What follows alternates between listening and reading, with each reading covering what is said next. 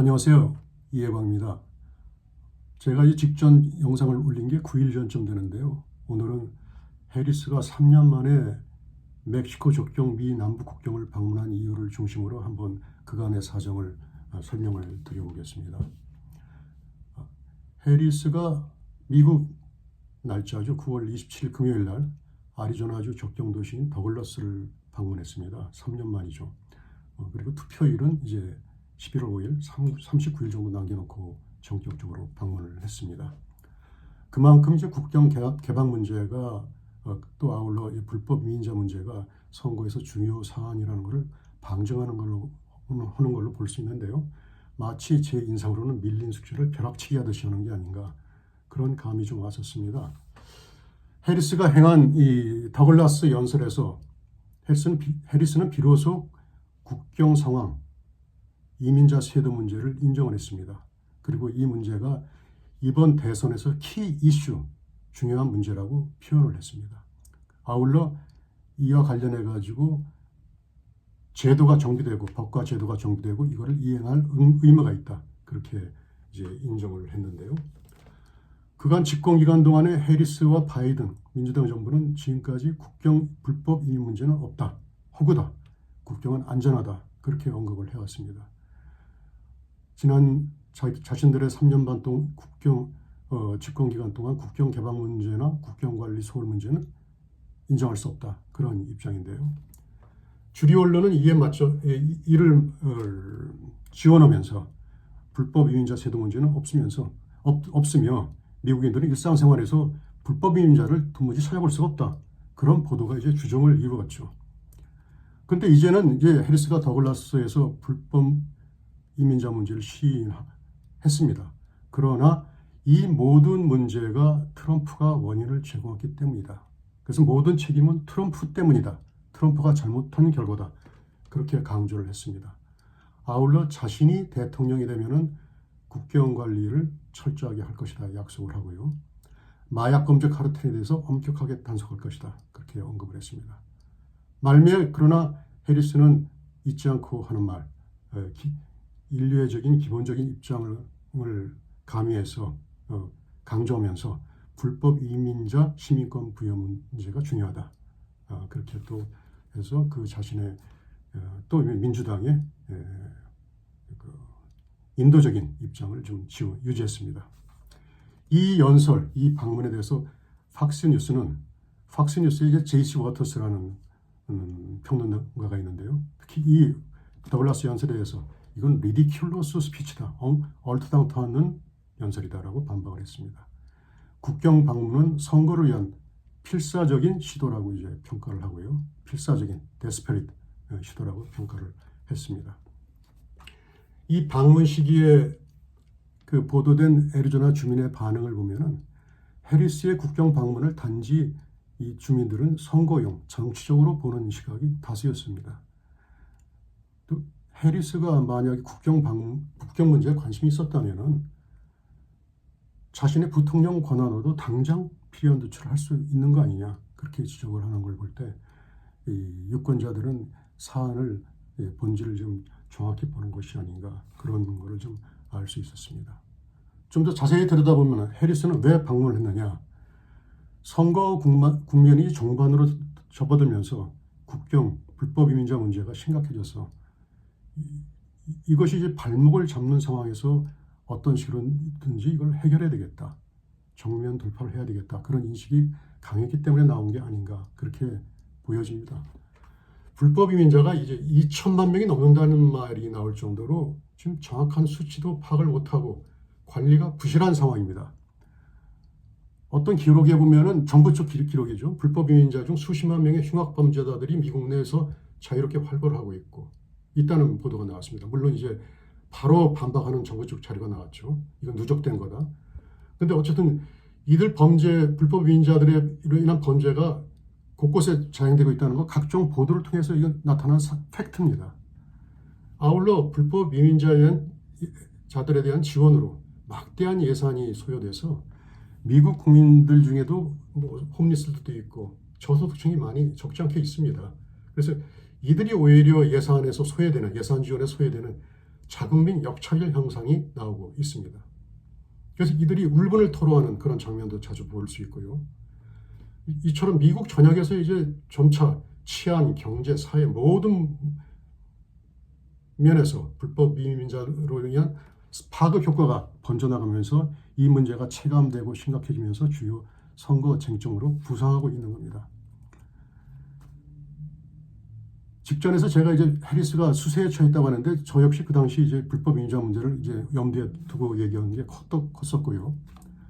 그래서 해리스가 당면한 문제는 이 불법 이민자 문제 외에도 이 경제가 있고 또 말바꾸기로 위한 신뢰감 손상이 있는데 그 중에 대표적인 게 펜실베니아 쪽에 주로 해당되는 거죠. 셰일가스 채취법, 프래킹 반대에서 찬성으로 선회한 거. 그래서 결국 이제 선거용으로 찬성을 선회했지만 해당되는 주민들은 프래킹에 종사하는 주민들은 해리스를 믿지 않습니다. 신뢰성이 없다. 그렇게 말을 쉽게 바꾸는 사람을. 그래서 이런 문제를 해리스가 이제 좀 수세에 처했다고 보고 있는데 당연히 이제 트럼프는 해리스에 대해서 전방위 공세를 가하고 있죠. 물론 이제 불법 이민자 문제가 초점이고요. 트럼프는 해리스가 미국 국경을 지어버렸다. 이것은 해리스의 대선 후보 자격 박탈로 이어질 수 있다고 어제 이제 공세를 한 거를 제가 봤습니다. 이거는 해리스가 부통령으로서 직무를 유기했다는 점을 지적하는 건데 앞으로 이와 관련해서 어떻게 전개될지는 한번 면밀히 한번 지켜봐야 될 것 같습니다. 전반적으로 볼 때 해리스는 지지율이 갇혀있는 상태입니다.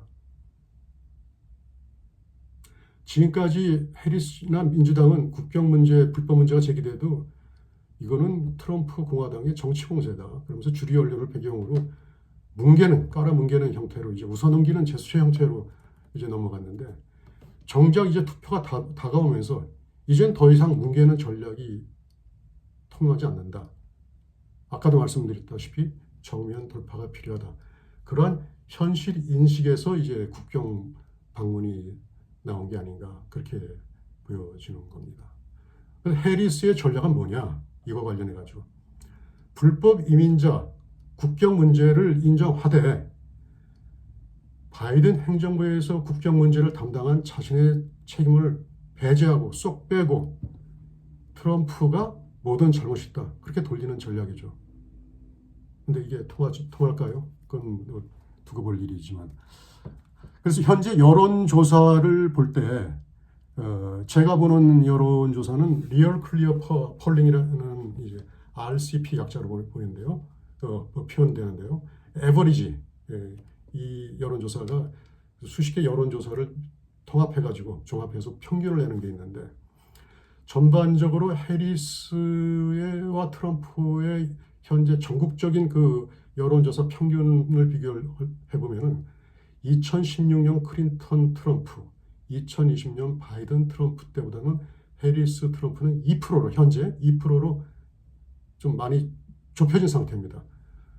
그럼에도 불구하고 2016년에는 트럼프가 이겼고 2020년에는 바이든이 트럼프에게 그렇게 낙승을 하지는 않았죠. 그랬는데 결국 요점은 이게 민주당 후보가 앞서는 건 당연한데 그러나 그 폭이 커야 된다는 건데 해리스는 트럼프에 대해서 지금 그 우세폭이 가장 낮다는 겁니다. 그래서 전국적으로 좀 박빙이라고 좀 추정이 가능한 건데요.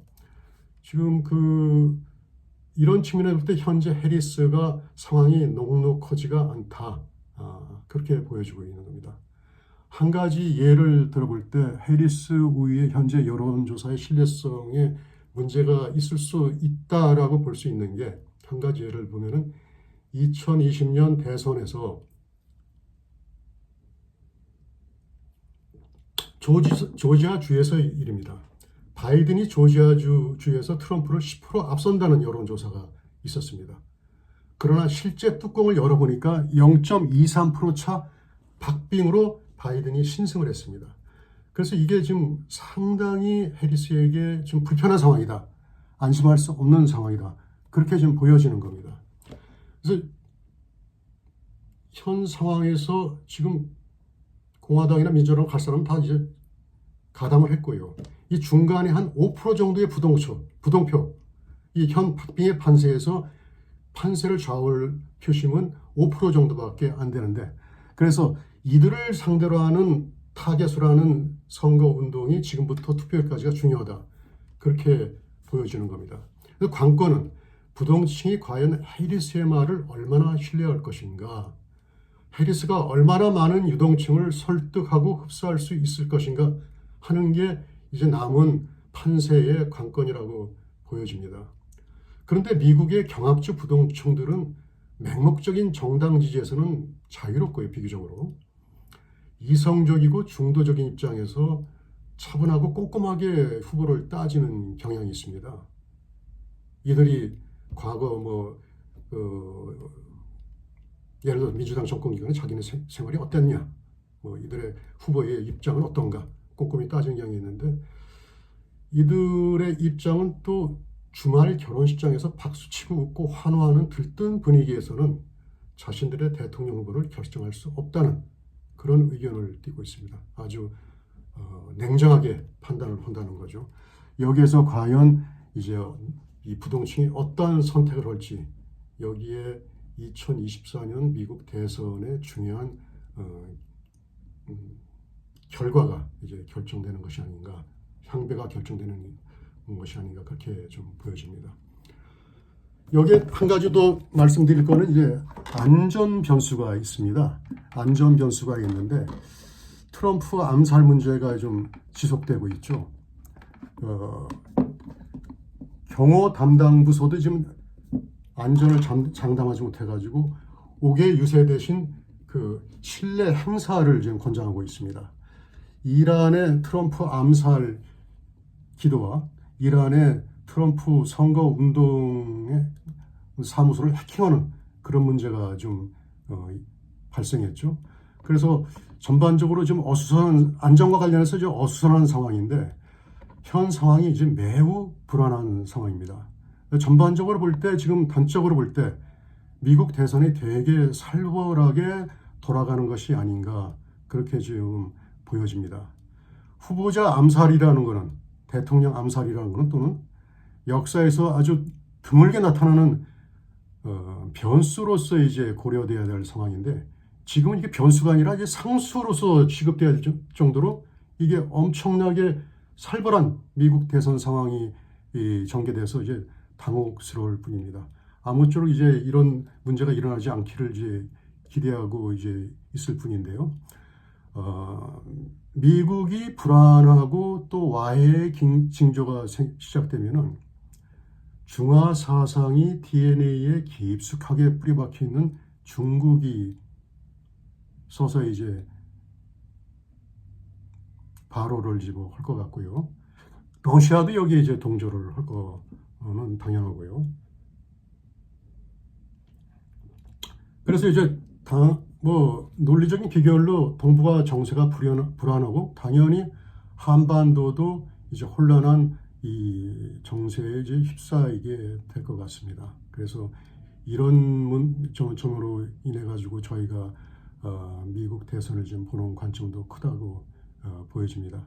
아무쪼록 이번 대선이 미국의 현재 문제를 해결하고 국제 정세가 그나마 이제 안정될 수 있는 계기가 되기를 바라는 마음입니다. 이상에서 제가 이제 지난 한 9일 10일간의 변동 상황을 가급적 좌우로 치우치지 않고 설명을 하되, 한 스푼 정도의 약간의 제 나름의 정의감은 좀 가미를 했다는 점을 첨언해드립니다. 오늘은 이만 마치겠습니다. 다음에 새로운 내용으로 찾아뵙겠습니다. 안녕히 계세요.